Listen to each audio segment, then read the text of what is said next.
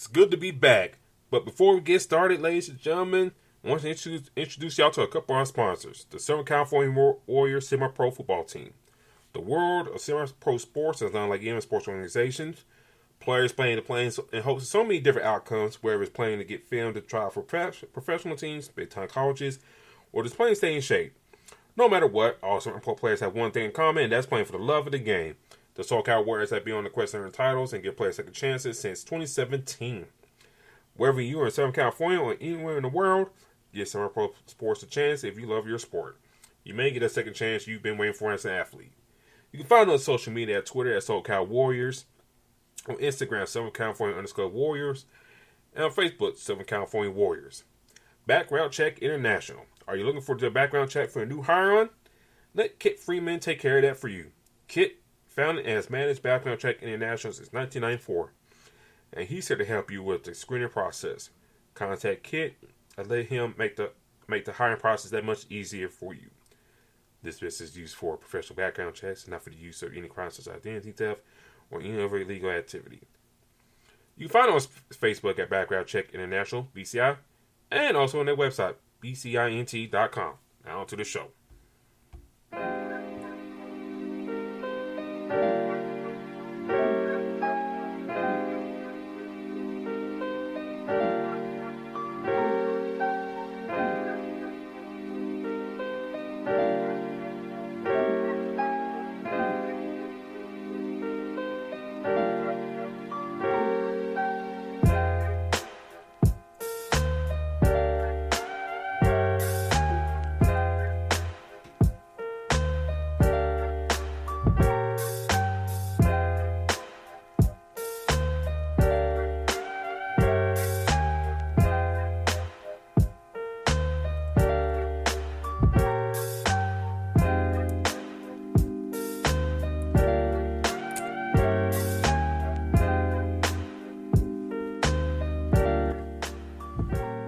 It feels good to be back on the saddle tonight after a couple weeks off.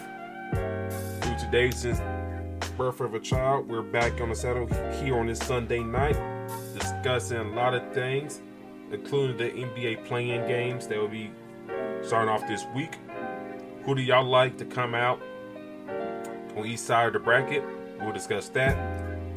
Plus, what's next for the Lakers after missing out on the playoffs? We'll discuss their future and what's in hold for them. Plus, we'll catch up on NCAA talk and news and scores around the league. But thank you for tuning in with Fast Break on IE Sports Radio, your direct feed for all in sports, and you're welcome to join us.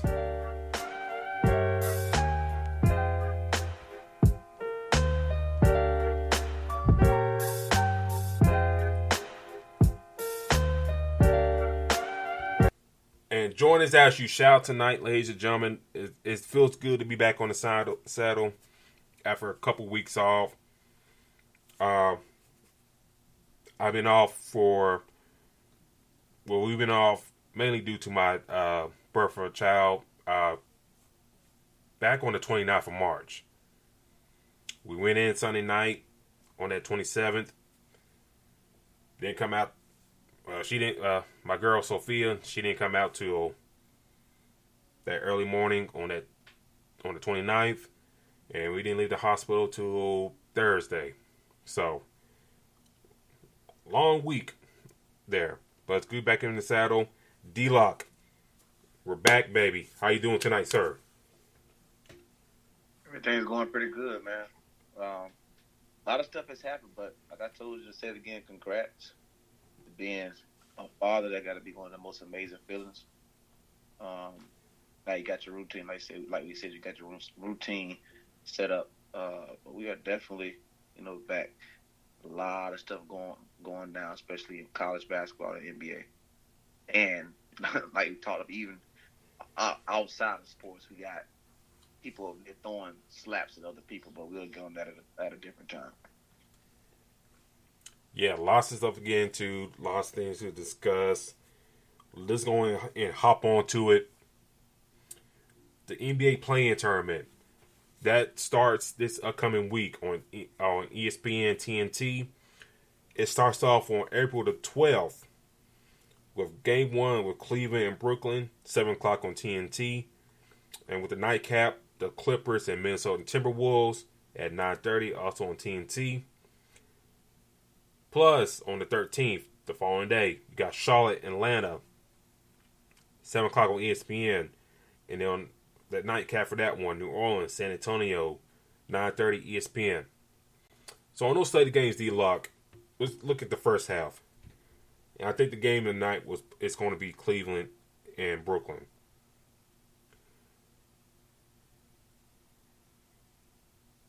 How big does Brooklyn need to win this? Well, for me, I think that Brooklyn, we've seen it a couple of days ago. We've seen it multiple times. We've seen it a couple of days ago when they played, I believe it was the New York Knicks. New York Knicks were up. I think they were beating them by like 20 or 30 points or something like that. Yep. And they got back. They came back. And with Kyrie, Kevin Durant making all their shots, making a lot of stuff, they came back. So for me, this team, they can shoot themselves back into games, or they can score basically when they want. We've pretty sure we agree on that with these two shooters that they have, and then they got guys coming off the bench like a Patty Mills who can score when he wants as well. If he catches fire, then now it's a big thing. So for me, I think this is going to be a challenging game for them, but they should be fine. We got to see got to see if Jared Allen is going to play. Got to see. I think Evan Mobley is out, correct? Evan Mobley came back the other day, so he's back in the fold. Just Jared Allen is still out. Yeah. Okay. So for me, I think it's going to be slightly challenging, but again, because of the shooters that they have, it shouldn't be a problem for them. I think they'll find a way. Now Darius Garland is playing out of his mind. He catches fire and starts to score what he wants as well. But I just think that KD and Kyrie is just too much.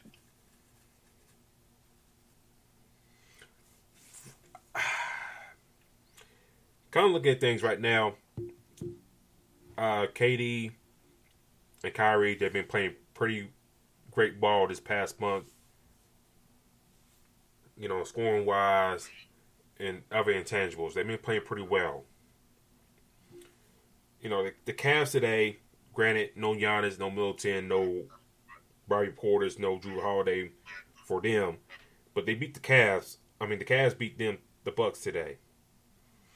Mobley, 23 minutes, 18 and 10 to start off. Markkanen, 23 points, 7 rebounds. Garland, 23 minutes as well, 11 points, 8 assists. And then you got 32 points and 10 rebounds off the bench in 15 minutes for Kevin Love. He was on fire. I think for Cleveland, I think that's the thing the Nets got to watch out for. The veteran presence of the Cavs. Rondo off the bench.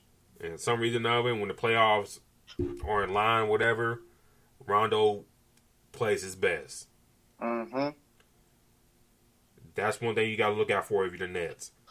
Kevin Love really accepted his bench role this year. Compared to every big man coming off the Nets, I like that in favor for the Cavs. To be honest with you. Kevin Love's been pretty consistent all year coming off the bench. Way better than what the Nets have showed in that round table of big men. I know they kind of see to settle on Andre Drummond. Good for them. But guys like Claxton, Blake Griffin, who have been playing at all here lately, Aldridge has some DMPs. I like Kevin Love in those matchups.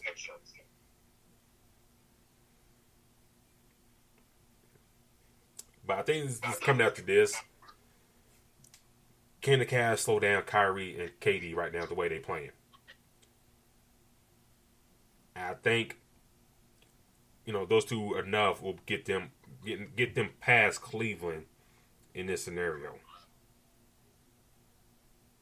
But it's gonna be a tight game though. I think they're gonna come out to play. Yeah, and I think the same thing. For me, I think the biggest thing, and now to mention it, it's gonna be what the bigs do for Cleveland. For me, they're gonna have to. We've seen Brooklyn struggle. With bigs. Yep. So that is what Cleveland pretty much has a lot of depth in. Is their big. So you're telling me Kevin Love, went crazy. Evan Mobley, like if these guys can have a very good game, then they have a good chance. But for one, because of the seeding, both of these teams have to play. I mean, they'll have another game, whether they lose or not. But to be honest, I mean, if you're Brooklyn, like, do you want Milwaukee the first round, or would you rather have Miami? That's tough. Yep. I'm not saying to force it. I'm not saying to lose on purpose, but I'm just looking at, okay, the winner's going to go to Milwaukee. And Milwaukee has probably more, they have more bigs than Cleveland. I think we both said it when Serge Ibaka got sent over there. It was like, okay, well, they're about to have a good chance to repeat or go back to the NBA Finals. Then Brook Lopez is getting back in the fold. So they have a lot of bigs. So they're going to cause a hell of a lot more issues for Brooklyn. Whereas Miami, on the other hand, they got some bigs, but the matchup, it seems like it'd be better to play Miami. Yeah. The matchup may be better to play Miami. With Milwaukee. I mean, you don't want to get too much foul trouble if you're guarding Giannis, if you have KD on him. I mean, you can stick guys like Bruce Brown on him, Nicholas Claxton at times. You gotta go deep in your bench, which they really didn't. Which they really didn't do today against the Indiana Pacers. I mean, Kevin Durant played 41 minutes today, along with Kyrie. And then bench-wise, Claxton, he played 23 minutes. Mills played 30. Cam Thomas played 9. But Griffin, Aldridge, and Sharp didn't play at all. And, I don't know if that's Steve Nash tightening the rotation, whatnot. We'll see how things play out come the playing game. But let me ask you this. There's reports saying earlier today that Ben Simmons may come back for that first round of the playoffs, but Steve Nash refuted it not too long ago. Do you think we're seeing Ben Simmons at all in this postseason?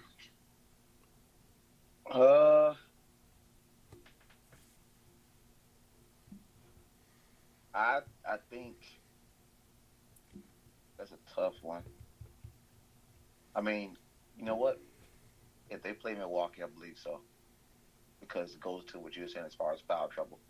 I think how Giannis plays. How he gets people in foul trouble is kind of how it reminds me of how Shaq used to get people in foul trouble. Every time he goes to the rim, it's like he takes up so much room. Like you're gonna get some type of foul just because you're trying to slow him down. He has that Euro step. He travels, he runs fast down the court. He gets down there quick. I think that there's a possibility that we do see Ben Simmons if they play Milwaukee, because you're gonna need those bodies. Unless you still got a James Johnson, you got a couple of these other guys, but he's one of the better defenders on the team. Ben Simmons is. So I don't think we see him super early, but that series kind of goes to like a 5 or 6. You just told me what Kevin Durant played. He said 40-something minutes. What was that again? I'm sorry. And what was that last part again? You said Kevin Durant played 40 minutes? Yeah, 40 minutes today, along with Kyrie. Yeah, so against the Pacers. Yeah, and at some point, and Pacers they play fast pace. I think they're one of the top. They're one of the fastest pacing teams in the NBA. Yep. So they're gonna need KD and Kyrie to get some rest at some point. Now, granted, you win. Like I said, I think the trade that they did with Philly, I don't care what nobody say. I think Brooklyn won that trade because you went and got a Ben Simmons a 7 and a Drummond. So Kyrie can get that rest by having Steph Curry. Run the point. You still got Patty Mills, but you're still gonna need somebody to give Kevin Durant that break. And I think Ben Simmons might be the guy. So, because the minutes are going to add up. So, I think that we do see him. Maybe not as much as we would want to. We're not going to see him, obviously, like we see him with Philly. But I think he does come to court for a little bit.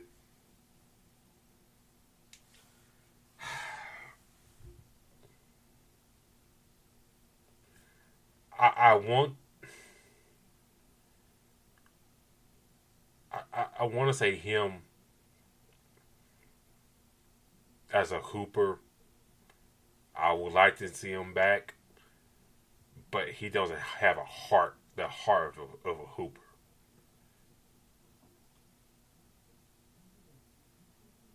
And the reason I say that because if he was a hooper, regardless of his situation, what happened in Philly, and we discussed this in the past shows and whatnot, I just got more disappointed in him that he never stayed ready.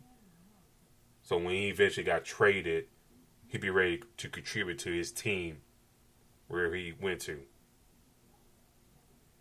In which case, like an hour 30 away to New York or Brooklyn to be exact, car wise.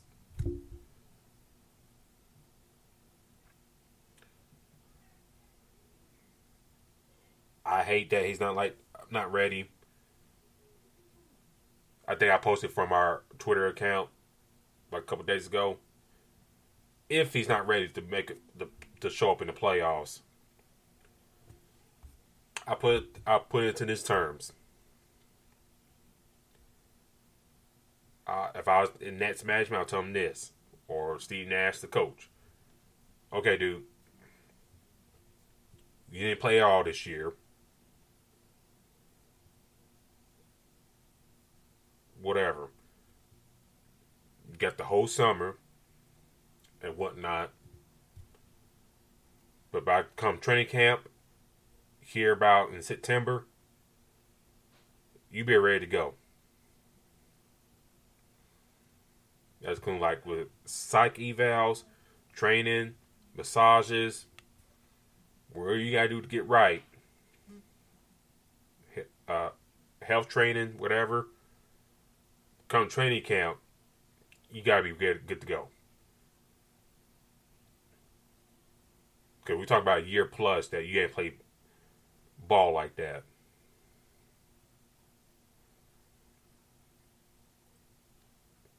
And you shouldn't have to miss time from the jump in the first place. Because what the hell you been doing this whole time? Even before you got traded to us, what the hell you been doing beforehand? Like, yeah, I'm on the same boat as you. If he comes back, but I got a sense that he's not gonna be back. Maybe, just maybe. I don't see it. And like I said, if he don't come back, I tell him he's behind. You know, you got to X day on September to come back for training camp, ready to go. If not, you ain't ready to go and whatnot, we're docking your pay. And you lost enough money as it is, you better have your behind ready to go and come training camp.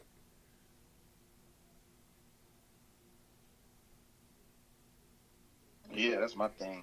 But for me, I feel like the whole Philly situation really hurt a lot.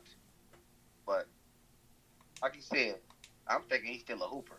You know what I'm saying? Like, okay, yeah, you missed some time. Kind of like James Harden when he wanted to leave Houston.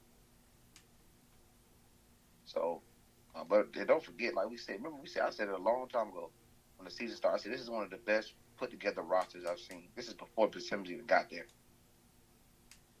Yep. So this team should still be, it should still be competitive. You know, back to the original question. I think that it should be pretty simple it's pretty easy for them to beat. It'd be competitive. I think they should easily beat Cleveland. But you know who you got next?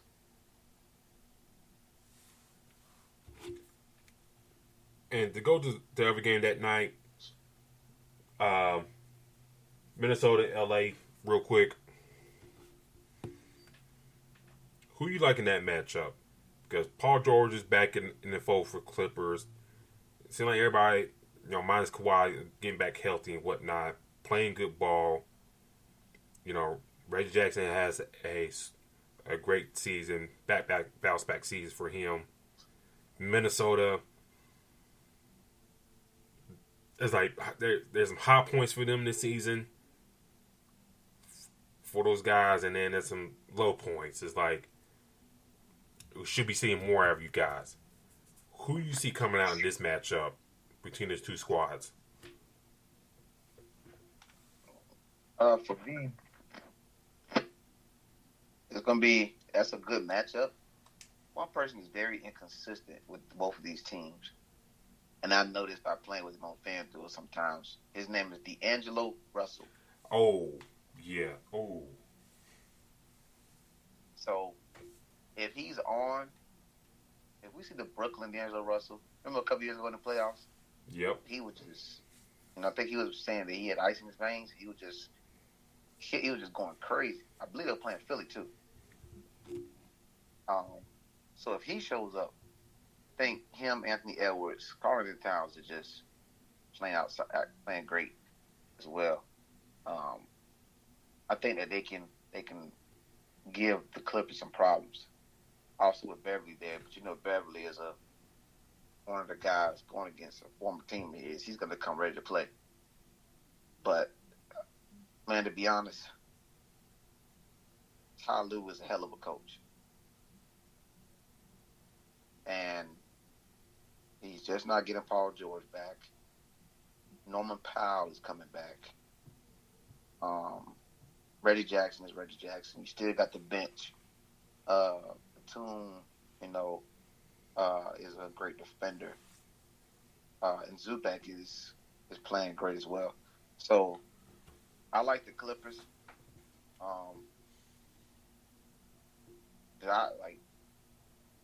They're playing it's like right now. I mean, Kawhi is Kawhi, but that's one thing we have to keep in mind. They're playing without him. Yep. So for me, they're still playing. They started to catch, some good wins late. So I like the Clippers. Ty Lue has had a hell of a season. I definitely like them to pull this one off. I think and shout out to the chat real quick. Shout out to everybody in the chat. Larry B, the founder of IE Sports Radio. Shout out to Larry jumping in. Shout out to Adam Karnick jumping in. We'll get to your question in just a second. Taryn Rodriguez. Shout out to Taryn doing great work out there. especially called all the volleyball out in Southern California. Terrence said this, D-Lock. Pat Beverly for Minnesota, he couldn't be a factor against the Clippers. You know, he could be a factor. Big factor, yeah. In which, if he can rile these guys up, mainly Anthony Edwards and Karl Towns, they could possibly do some damage.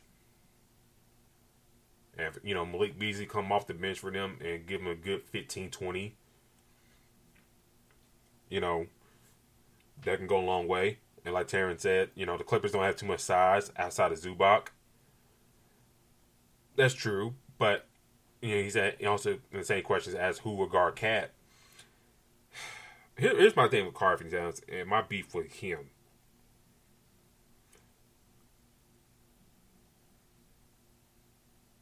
He turned to this jump shooting big when he got to the NBA. He wasn't like this at Kentucky too much. I don't think Cal will allow that, if we're being real. But when he got to the NBA, and I'm not saying you don't have to expand your game like that as a big. It helps. But with the way the big men down low don't play defense like that, like they used to back in the day, and with his skill set and scoring ability, I don't understand why he don't take advantage of that more. It's true what you put, Mr. Rodriguez, about who will guard Cat. It shouldn't be like a question like that. But is he gonna take it? Are they gonna try and take advantage of that? Or are they gonna, to force the Clippers go down deep their bench? Because after, Zubac, does Marcus Morris be back healthy to play in this game? Look at the roster. They got a dude named Isaiah Hartenson. Robert Covington, he's 6'7". I like Covington a lot, but, you're 6'6", 6'7", trying to guard a 7'1" dude. I mean, after a while, that matchup don't work. Yep.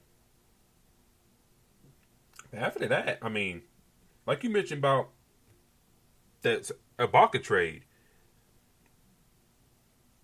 he goes to a team that adds more size, and this Clipper team, very small. Outside of Zubac. Now, I think a lot of this roster depends on Kawhi Leonard being back to place on that small ball lineup, but still, as you see in the playoffs, you're going to need some size. And I'm surprised they didn't really try to add somebody late, in my humble opinion. And it could bite them, and it could not in this matchup. But something tells me, D-Lock, that the Clippers, I think the Clippers will squeak this one out. And the name you just mentioned, D'Angelo Russell, he has not been playing his best ball this year. I mean, really quiet.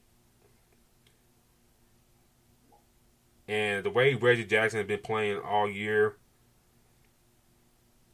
and whatnot, I think he takes advantage of that. I think you probably see a big game out of Reggie Jackson. I think, Kawhi Leonard, he'll be steady. And I think the Clippers take in a close one, in my eyes.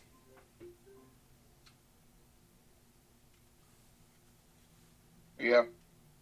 I mean, and don't sleep on Hardenstein. Like, he's a good big as well. He gives Zubac that break that he needs. I think that they got the shooters. Amir Coffey Hill, when they need some shots off the bench, he could do it. Luke Kennard. So the Clippers are pretty solid. But then the biggest thing, like I said, is getting Paul George back. It helps out a lot.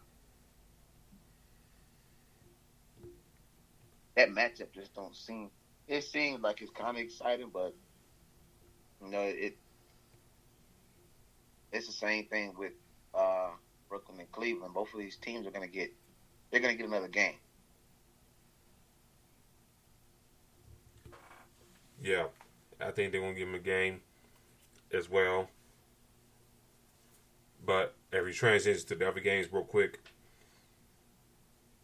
Atlanta, Charlotte. Charlotte won't be. They will be without Gordon Hayward. That foot injury is going to be like a lingering problem from him, D-Lock, for the rest of his life. Let's be honest about that. And I think we talked about this when he signed that contract with the Hornets. Damn skip we did. I think Michael Jordan and company kind of they're really, really so high on that, and it may be slowly biting them the behind too.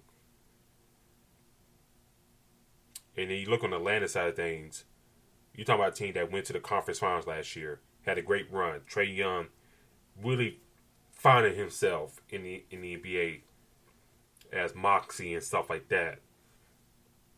But they kind of one of the more disappointing teams in the NBA, despite bringing damn near everybody back from the roster.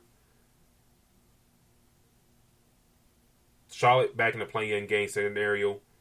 How do you see this game shaking out for your team? This is one of them games where if you lose, you're out. So this is probably going to be more of a, they're both always going to type. This is going to be one of those probably more interesting games to watch.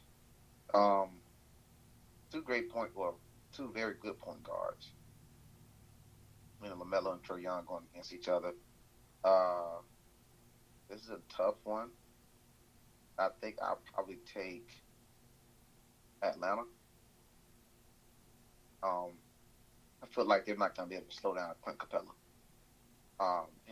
John Collins is still out. Yeah, he's still out. Yeah, so I believe Gallo had a crazy game today against Houston, if I'm not mistaken. So they have, a couple guys that can come in and rotate. They'll be fine with. So I like Atlanta to take this, and also the fact that they were deep in the playoffs last year. That's another thing that makes me choose them. The fact that Gordon Hayward is hurt is just. This is kind of like we've seen this happen before, and like we talked about when he signed, I thought it was a decent move because you could see Michael Jordan trying to bring some guys there. He got somebody, but he did overpay. I believe you were saying, we've seen his history, of injuries, and that's exactly what happened. Now in the playoffs, where you, in a sense, this is probably right now. This is the most important game of your season, and he's not there. So that hurts them. But Atlanta, Trae Young, like you said, Trae Young is just finding himself in this league and definitely making his presence known. So I'll take Atlanta. I actually love when they traded for Capella from Houston. I just thought that was a great move, and it's showing it because him and Trae Young connection looks good. Real quick, I'll go with Atlanta just because depth and whatnot. I think if Charlotte we're going to win that game, LaMelo Ball, he's got to shoot the ball. He's got to shoot the ball efficiently. That's one thing he's got to really work on because he takes a lot of shots to get to his point average. I know he's young and whatnot, but he still got that high school mold that he's got to take a lot of shots and all that stuff. He's still in that mold. Everything else is fine, like passing, changeable defense, stuff like that. That's cool. But the shot selection, You don't have to take a whole bunch of shots to get your point average.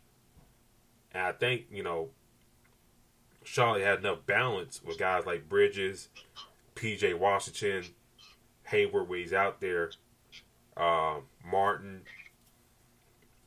And I think I'm missing somebody. I think that should be enough to, you don't have to jack up on a whole bunch of shots to get your point average up. You're 6'8", 5 in the court. You can create offense for other people to kind of space out the floor. I think he should use that more to his ability. Maybe working some post-ups down low with Trae Young, who's about 6'1", 6'2". Now, just being generous on that height I gave him. But give me Atlanta. I think they'll pull through. I think they're trying to get in. They'll get in. But like I said, Atlanta's one of the disappointing teams to me this year. I figure, everybody coming back, you at least talking about a top 4 team in the East to go along with Brooklyn, Milwaukee, Philly, or wherever in that mix, or Miami. But it's just kind of been more of a disappointment this year. Yeah. I definitely agree with you there. I feel like the East got a little bit better this year as well. And then maybe it made it a little tough, but go ahead. I was about to say, go ahead. Well, I was just saying they made the East. The East has got a little tougher this year. Yeah, I don't think we were expecting Cleveland to play the way that they played. No, heck no. Yeah. So it did get a little tougher, but to your point, yeah, I definitely thought Atlanta was going to be. We did our reviews. I think we go back and listen to them. The expectations for Atlanta was pretty high for me. But the thing is, last year they had that hell of a run, but now the eyes were on. So now teams are watching them. Then they were kind of that Cinderella team that not many people were talking about, kind of really low, not really saying too much. And then now people say, okay, well, we see what y'all did last year. Okay, who Trae Young is, so what we're going to do is probably going to take him away, make other people score. And it's a couple of pieces that just, Bogdanovich wasn't consistent enough for me. That's just what that is. I think, if I'm not mistaken, I thought I told you that if it was me, I'd probably try to trade a couple of those pieces to get Bradley Beal. So, but hopefully, like I said, I think they do beat Charlotte. And let's see if they can make a run, down the stretch. And then lastly, D-Lock, we got the Spurs, Pelicans. You're talking about 2 teams that were at the bottom of the West for a good majority of the year. They caught fire. The youngins caught fire for each team. For the Pelican side, the trade for CJ at the trade deadline. He's been a big addition for them. Ingram, I think he's finally back healthy. We'll see how long that lasts. I hate to say that about him, but it is what it is. And then for the Spurs side of things, I think the young pups, they kind of really finding themselves here. And they play the Mavericks tonight. They lose by 6 to the Warriors the other day. So it's kind of like the battle of young teams.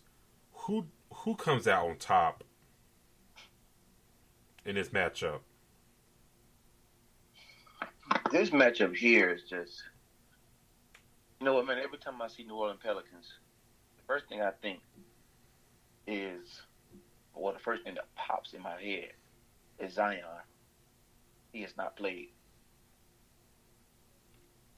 So, that'll be a topic for another day. We don't know what the hell happened with him. I think I seen an article. I think his dad saying he was going to come back this year or some stuff like that. Like, dude, stop it. He's not coming back. So, but to be honest, I like the Spurs. DeJounte Murray is playing out of his mind as well. That he can score when he wants. The problem with the Spurs for me, I think, is the inconsistency of Kendall Johnson. Yeah. That's like, one person that is going to affect what happens with this team. Also, ever since, I believe it was this year, they traded Derek White. Now you got all these other guys coming in, getting the opportunity. Lonnie Walker, Devin Vassell. Like, they're coming in and getting their chances. And DeJounte Murray clearly is taking a big role, but, these guys are coming in and playing a great role. So, Jakob Poeltl played outstanding for me, too. I really like him. But, and clearly, one of the main reasons is Pop.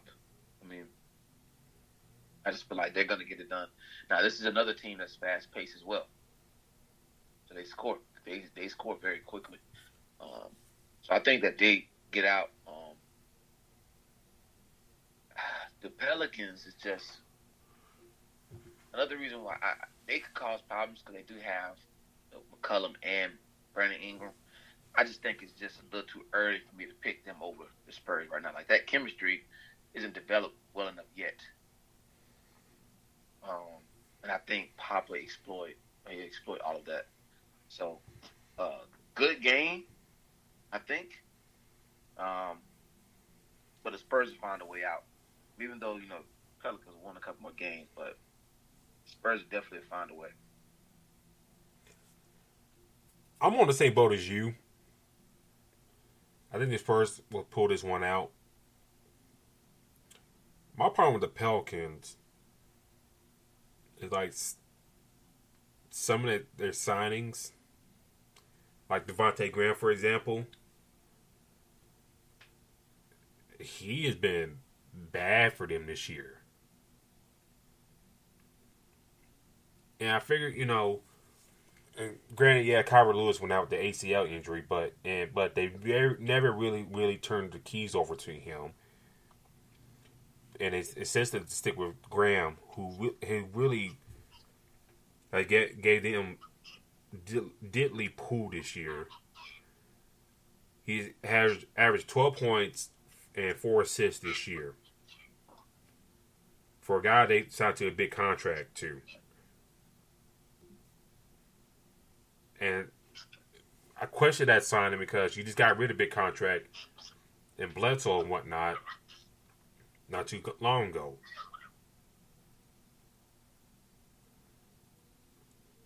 And he's not bringing you nothing. McCollum, we'll see if he turns it on in his playing game.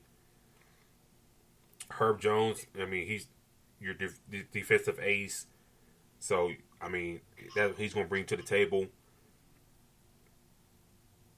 The bench for the Pelicans is like a mess in a sense. Like, you don't know who's coming off, who's going to be playing, who's going to be the first man off and whatnot.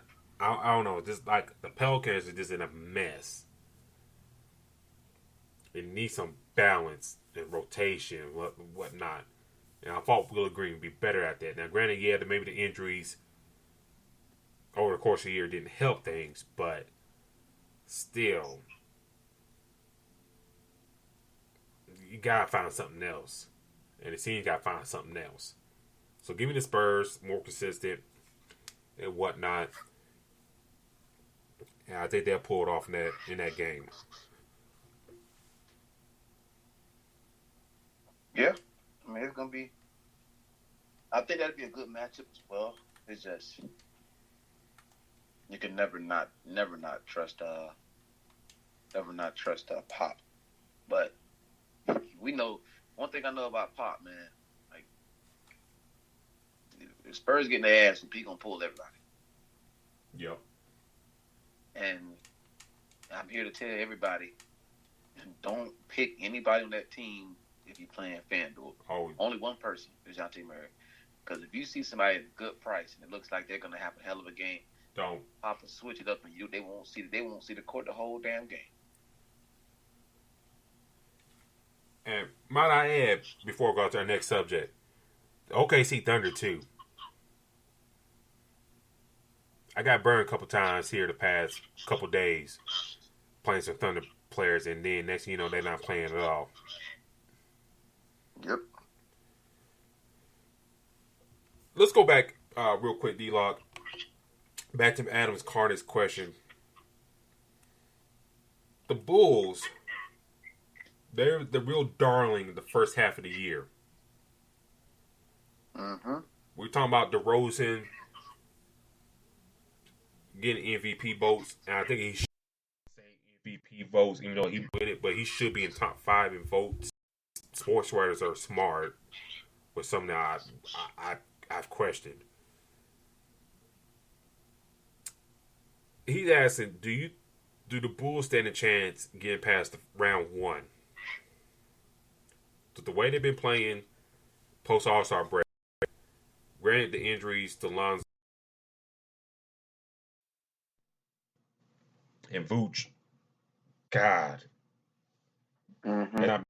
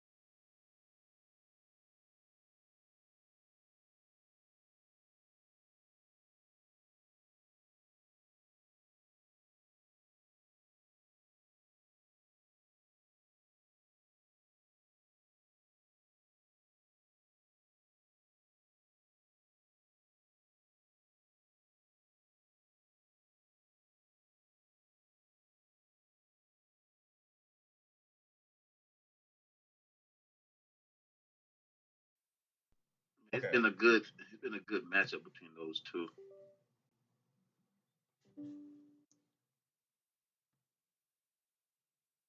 Now both, like I said, I think both of them. This is going to be like a defensive game between those. I believe Robert Williams is back.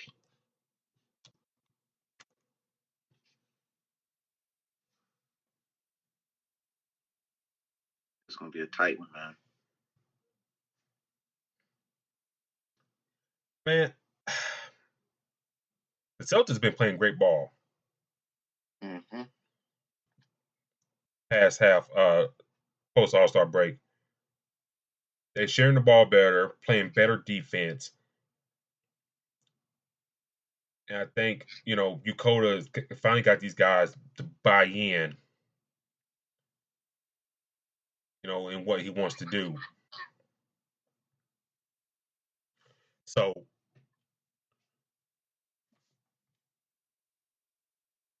I I'll think, take. You know what? I'll take the Celtics.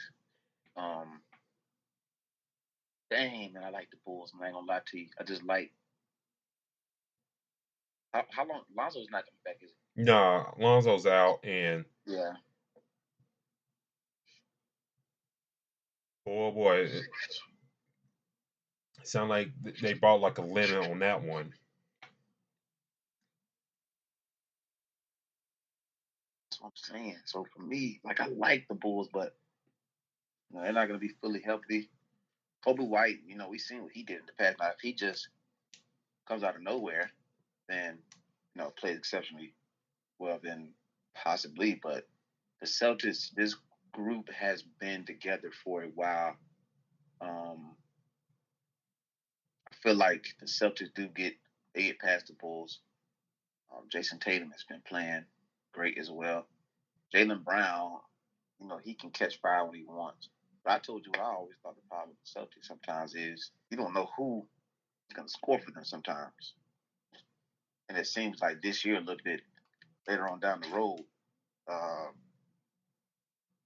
Jason Tatum has taken over and have a better plan together as far as how they're scoring. So for me, I think this series goes to 6. Yeah, I'm with you in there. If they happen to wind up to play Philly, then Joel Embiid is going to destroy that team down low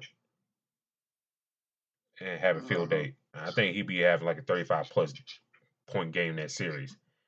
I think the Celtics be a better matchup in their eyes because I think you can match up a little bit better with the Celtics. But I think the Celtics, I mean, DeRozan, he's got to be scoring a lot,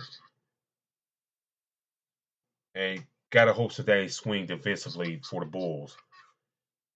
But to answer your question, Adam, I don't see the Bulls. I don't see the Bulls making out the first round, either between Philly or Boston. And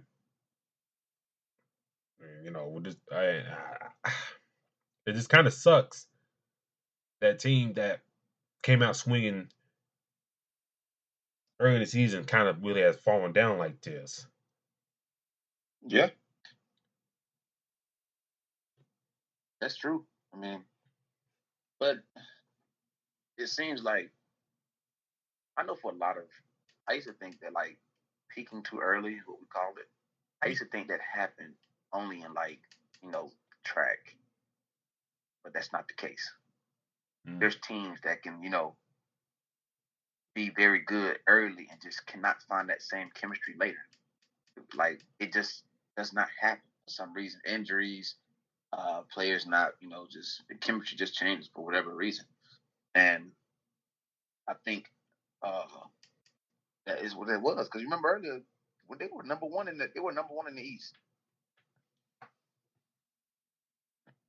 for a long time. Yeah, very long time. So we were looking at this like, I think we were having shows. We were like, well, damn, we kind of shocked that they're actually way ahead in the East like this.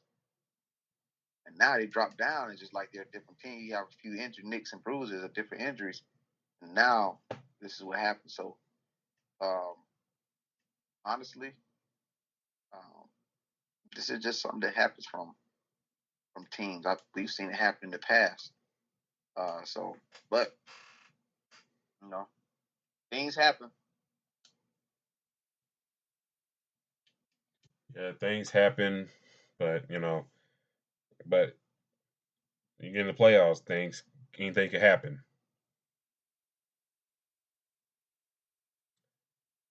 Thank you for tuning in with us tonight, ladies and gentlemen. It feels great to be back on the show, and thank y'all for y'all's patience with us while we're out. You know, I had a newborn uh, that came out to this world on the 29th of March. So I'm not saying a lot of sleepless nights, but you know, gotta get a little time to get scheduled, all that stuff, get that figured out, and trying to figure out things and trying to get back to the show how I'm gonna do about things. But I think me and the missus got things down right now. We got things down right now, so we'll see. But first, before we head out, the NBA draft, I mean, not NBA draft, the NFL draft right around the corner. I know a lot of crazy trades have been happening in the NFL and stuff like that, draft pick wise, player wise, all that stuff. So, once again, IE Sports Radio, we're doing our draft contest. The IE Sports Radio has decided to announce its third annual mock draft challenge. The rules are simple. Predict all 32 first round picks, no trades, no modifications, no tricks. The participant who has the best mock draft will receive a shout out on all of our shows and their choice of an IE Sports Radio hat or shirt. For more information, or to submit your mock, please reach out to Mike Pat out here on Twitter at Let's Wine IESR. And once again, that's Let's Wine IESR. So, like I said, NFL been kind of crazy here. I think things have kind of died down. So, get your mock drafts in, kind of practice, simulate, and send your stuff in to Mike. Also, do check out iesportsradio.com for all of our shows in the network universe. Volleyball, boxing, here basketball, football talk starting to get back up with the draft and spring games going on right now. We're working on getting our shows in all 32 NFL major markets. So check out the website, check out all the shows in the archives, and also check out the